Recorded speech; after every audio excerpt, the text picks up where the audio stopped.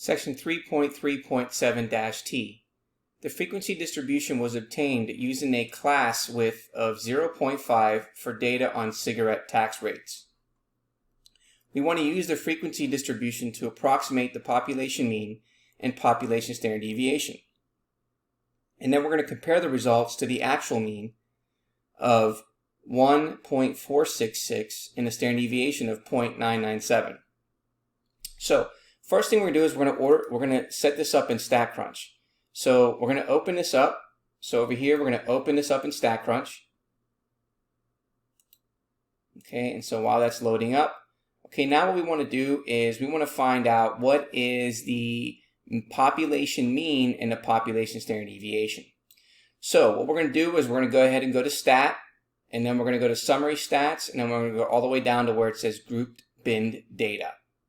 Okay, and so the bins in are going to represent the tax rate. The counts in are going to be the frequency. We want consecutive lower limits, so we want to make sure that we select that. And what we also want is the mean, and then we want the population standard deviation. So we're not going to use this standard deviation here. We need to scroll down a little further and use the unadjusted standard deviation, which represents the population standard deviation. And then we're going to select compute. Okay, so let's take a look at that. Okay, so this represents the grouped data. Okay, so here is the grouped data. Okay, let me go ahead and write that here. So this is the grouped data.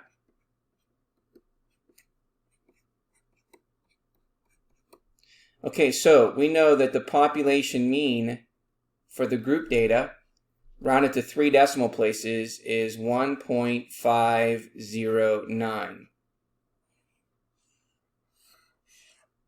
Okay, and then we also know that the population standard deviation, rounded to 3 decimal places, is 1.048.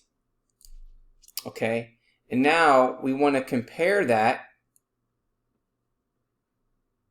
to what we have in the problem here. So we have the actual mean,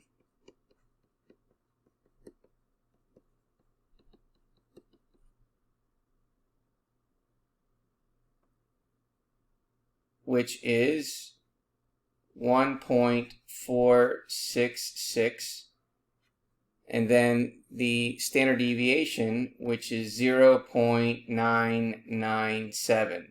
So if you notice here that this mean is larger than that mean, and this standard deviation is larger than that standard deviation. So we can say that the grouped values are both slightly larger.